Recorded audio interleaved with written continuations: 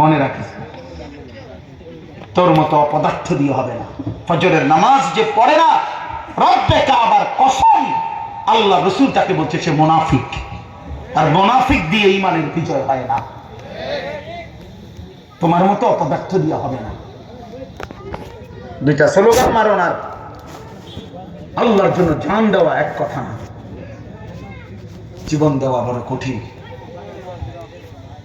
হ্যাঁ হ্যাঁ, কলিজায় ভরপুর ঈমান দরকার, এই কপালে পূর্ণ সেজদা দরকার, রবের কাছে চোখের পানি দরকার, আল্লাহর কাছে দুই হাত জোর করে দোয়া করা দরকার। সেজদা বিহীন বিজয় আসবে না,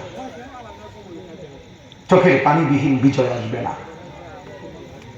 রাত গভীরে তাহাজ্জুদের আহাজারি ছাড়া বিজয় আসবে না, দোয়া ছাড়া আসবে না।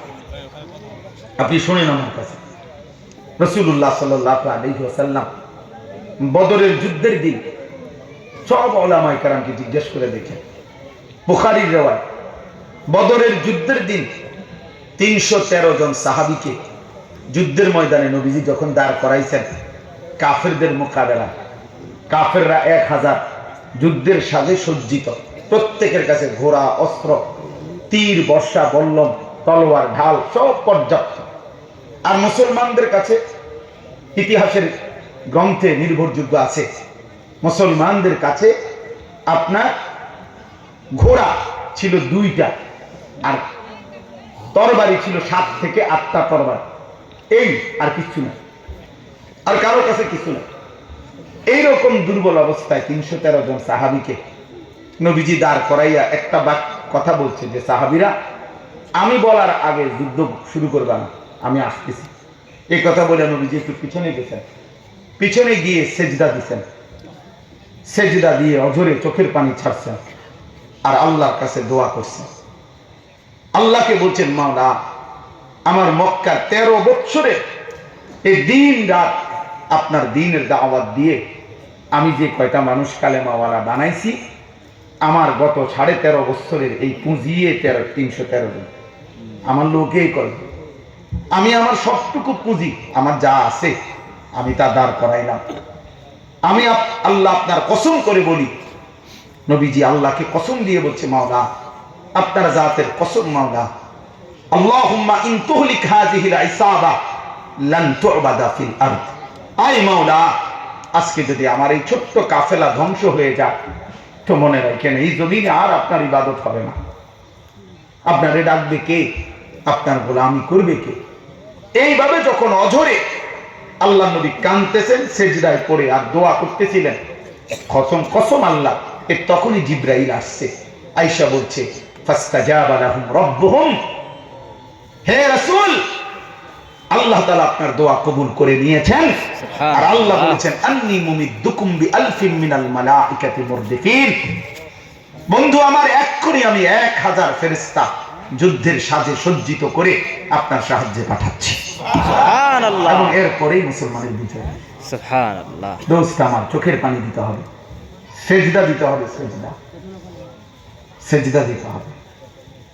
মজলুমের জন্য হৃদয় কাঁদা অবশ্যই জরুরি। এই জন্য আমি প্রথম কথা এটা বললাম, এই হিলফুল ফুজুল এটা ইসলামী ইতিহাসের প্রাচীন আমলের একটি নাম। আরব দেশে ইসলাম পূর্ব যুগে আমাদের নবী সাল্লাল্লাহু আলাইহি ওয়াসাল্লাম নবীজির জন্মেরও আগে ইসলাম পূর্ব যুগে, মানে কাছাকাছি সময়, আপনার 3 জন ব্যক্তি আরব দেশে যাতে হত্যা, খুন, চুরি, ডাকাতি, রাহাজানি এবং অন্যায় জুলুম এগুলো যেন কেউ কারো উপরে করতে না পারে, এইটা প্রতিহত করার জন্য 3 জন ব্যক্তি প্রথম একসাথে উদ্যোগ নিয়েছিলেন, একটি সংগঠন বানাইছিলেন যে আমরা প্রতিজ্ঞাবদ্ধ হলাম যে আমরা 3 জন একসাথে হলাম, আমরা বেঁচে থাকতে চুরি, ডাকাতি, রাহাজানি, ছিনতাই এবং মানুষের উপরে জোর জুলুম হতে দেব না। ওই 3 জন ব্যক্তির নামই ছিল একই নাম, ফজল, মানে 3 জনের নামই ফজল। এই জন্য ফুজুল মানে 3 জন, আর হেলফ মানে অঙ্গীকার, ওয়াদা। মানে 3 ফজলের অঙ্গীকার, ওয়াদা। ওনাদের এটা নবীজি সাল্লাল্লাহু আলাইহি ওয়াসাল্লামের 40 বছরে যে নবুয়তের ইসলামের দাওয়াত দিয়েছেন, এর আগেও চলমান ছিল। আর এই চলমান অবস্থা আল্লাহ নবী সাল্লাল্লাহু আলাইহি ওয়াসাল্লামও নিজের বয়স যখন 15 বা 17, তখন আমাদের নবী সাল্লাল্লাহু আলাইহি ওয়াসাল্লামও এই সংগঠনের একজন সক্রিয় সদস্য ছিলেন। মানবতার কল্যাণে, মানুষের কল্যাণে, মানুষকে অন্যায় থেকে, জুলুম থেকে বাঁচাবার জন্য এই কার্যকর উদ্যোগ যদিও শুরু করছে 3 জন, পরে আরো লোক জুটছে এটার সাথে। তো এটার সাথে আমাদের নবীজিও ছিল। সেইখান থেকে হেলফুল ফুজুল, ব্র্যাকেটে এটা শান্তি সংঘ কি বাংলা অনুবাদ লিখলেন না কি লিখলেন আমি বুঝলাম না। যাই হোক, কোন হিসাবে লিখছেন আপনারাই করতে পারেন, এটার বাংলা তো এটা না। এটা সংগঠনের নাম, 2টা বানানের কি দরকার? হেলফুল ফুজুল এইটাই একটা পবিত্র এবং ইসলামী ইতিহাসের ঐতিহ্যবাহী একটি সংগঠন। আল্লাহ তাআলা এই নামেই কবুল করে নেন। আবার এই ব্র্যাকেট দিয়ে কিছু লেখার দরকার নেই, এইটাই যথেষ্ট। হেলফুল ফুজুল আল্লাহ কবুল করে নেন। তাইলে আপনাদের কাছে আমার প্রথম কথা, মেহেরবানি করে প্রত্যেকেই, অনেক যুবক ভাই, নওজোয়ান ভাই, এদের পরিবর্তন দরকার, এদের পরিবর্তন দরকার। এরা যদি ফজরের নামাজ না পড়ে ইমানের বিজয় আসবে না। কোরআন শরীফে স্পষ্ট আছে, সূরা বনী ইসরাঈলের মধ্যে আল্লাহ তাআলা আমাদের নবীকে ওয়াদা দিয়েছে যে 3টি জিনিস পূর্ণ করবেন, হকের বিজয় আমি আল্লাহ থেকে বুঝে নিব।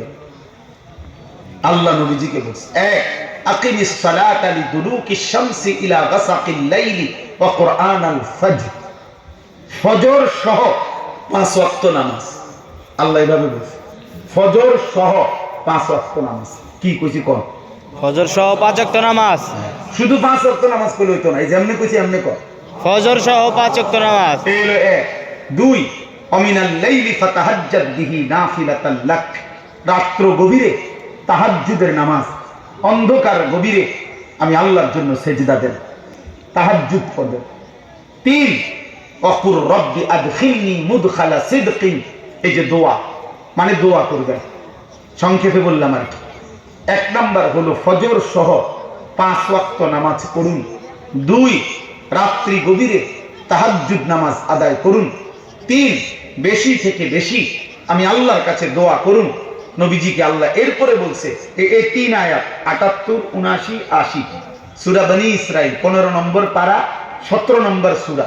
এই সূরার এই 3 আয়াতের পরেই 4th নম্বর আয়াত, মানে 78, 79, 80, এরপর আয়াত কত?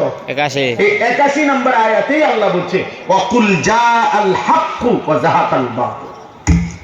এই 3 আমল বুঝাইয়া দিবেন। এবার আমনে ঘোষণা করে দেন, সত্যের বিজয় হয়ে গেল, বাতিলের পরাজয় হয়ে গেল। এজন্য সেজদাতে বিজয়, ফজরের সেজদা। এজন্য যুবক ফজরের সেজদা দিতে হবে। কলিজায় যদি মজলুমের প্রতি মায়া থাকে, নামাজবিহীন হবে না দোস্ত।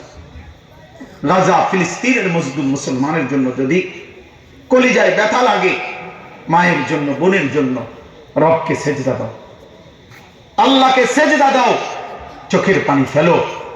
আগামী দিনের জন্য, কালেমার জন্য, ইসলামের জন্য জীবন দিবা। এর জন্য জিহাদ ফি সাবিলিল্লাহ, কিতাল ফি সাবিলিল্লাহর জন্য সর্বাত্মক প্রস্তুতি নাও।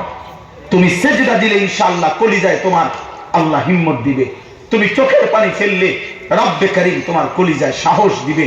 তুমি আল্লাহর কাছে হাত তুললে আল্লাহ তাআলা আসমানি সাহস তোমার কলিজায় দিয়ে দেবে। এমনি মোবাইল টিপতে টিপতে যুদ্ধ করবা না, না। মানুষের বেড়ি চাইয়া উলঙ্গ নাচ দেখে, সারা রাত জিনাবে বিচারের দৃশ্য দেখে না, নওজোয়ান হবে না। ওই জীবন লানতের জীবন, ওই জিন্দিগি লানতের জিন্দিগি, অভিশপ্ত এই জীবন যে কপালে সেজদা নাই। আল্লাহ তাআলা কোরআনে বলছে, ইবলিস তুই আমাকে সেজদা দিলি না, ওয়া ইন্না আলাইকাল লানাতা ইলা ইয়াউমিদ্দিন। কোরআনের স্পষ্ট আয়াত। আল্লাহ বলছে, ইবলিস সেজদা দিলা না, তো মনে রাখো আজকে থেকে নিয়ে কিয়ামত পর্যন্ত তোর উপরে আমি আল্লাহ লানত, লানত, লানত। এজন্য সেজদাবিহীন যুবক মনে রাখিস, যদি এখনো এই সিদ্ধান্তের উপরে থাকো যে আমি সেজদা দেব না, তো তোর উপরে আল্লাহর লানত তোর উপরে। লানত তোর উপরে বেটা, লানত তোর উপরে। সিদ্ধান্ত না, জিন্দেগি সিদ্ধান্ত পাল্টাও। এত লক্ষ মুসলমানের যুবক থাকতে বেঈমান এইভাবে মুসলমান মারবে কেন বলেন ভাই? 9 বৎসরের একটা গাজা ফিলিস্তিনের একটা ছেলের ছবি দিছে গত 6-7 দিন আগে, পত্রিকা আসছে। ছেলেটার 2টা হাত বোমার আঘাতে উড়ে গেছে। সে পৃথিবীবাসী আমাদের কাছে, সারা বিশ্বের মুসলমানদের কাছে প্রশ্ন করছে যে হে পৃথিবীবাসী, 9 বছর বয়সে আমি আমার 2 হাত বোমার আঘাতে উড়ে দিল। আমি জানতে চাই তোমাদের কাছে আমার আগামী জীবন আমি কেমনে চালাব? আমার একটা নওজোয়ান ছেলে বলো, তোমার 9 বছরের ছোট ভাই যদি আইসা বলে ভাই আমার 2টা হাত ফেলে দিছে, আমি এখন কেমনে চলবো? তুমি কইবা ভাই তুই যেমনে চল চল, আমি মোবাইল টিপবো, আমি নারী দেখবো, আমি ছবি দেখবো, আমি চুল রাখবো বেঈমানের মতোই। যে ইহুদি তোর হাত উড়াই দিছে আমার চুল হবে সেই ইহুদির মতো। যে ইহুদি তোর পা উড়াই দিছে, সেই উহুদের যুদ্ধে আমরা শুনছি নবীজির চাচা আমিরে হামজাকে কাইটা টুকরা টুকরা করে ছিন্ন ভিন্ন করে ফেলে দিছে। আজকের পৃথিবী আরেকবার গাজাতে সেই উহুদের দৃশ্য দেখছে, যে বোমার আঘাতে মুমিনের পবিত্র দেহ উপরের দিকে উঠা ছিন্ন ভিন্ন হয়ে টুকরা টুকরা হয়ে গেছে। হায় যুবক, এটা ইনসাফ হয় না। যে বয়সে তোমার, যে সময়ে তোমার মায়ের উপরে এত বড় জুলুম, বোনের উপরে, ভাইয়ের উপরে, ইমানদারের উপরে, সেই সময়েও তোমরা 1 ওয়াক্ত নামাজ পড়ো না, রাত নাই দিন নাই, শুধু এই মোবাইল নারী ছবি নিয়েই ব্যস্ত। তোমাদের অনেক ছেলের চুল দেখলে বোঝা যায় না তুমি মুসলমানের বাচ্চা নাকি বেঈমান। ইনসাফ থাকা উচিত, ইনসাফ।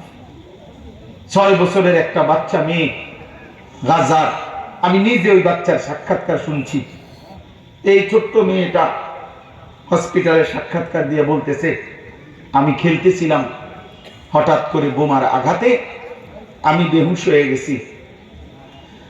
যখন আমার হুঁশ ফিরে আসছে, 6 বছরের মাসুম বাচ্চা বলতেছে, আমি তাকায় দেখি আমার ডান হাতটা আমার সাথে নাই, আমার হাতটা কোথায় যেন উড়ে গেছে, আমি আর খুঁজে পাইলাম না। কি দোস্ত, আমারও একটা 4 বছরের মেয়ে আছে।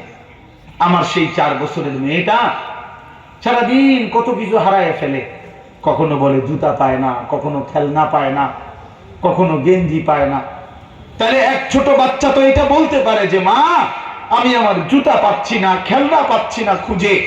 কিন্তু এক মুসলমানের 6 বছরের বাচ্চা বলতেছে আমি আমার ডান হাতটাই খুঁজে পাচ্ছি না, আমার হাত উড়ে গেছে কোথায় আমি জানি না। এই যখন মুসলমানের হালাত দোস্ত, তখন কোন বিবেকে, কোন লজ্জায় এত বড় পাষাণ কেমনে হইলা, এত বড় জালেম কেমনে হইলা, এত বড় মুনাফিক কেমনে হইলা, যে এরপরেও রবকে একটাবার ডাক দাও না কেন?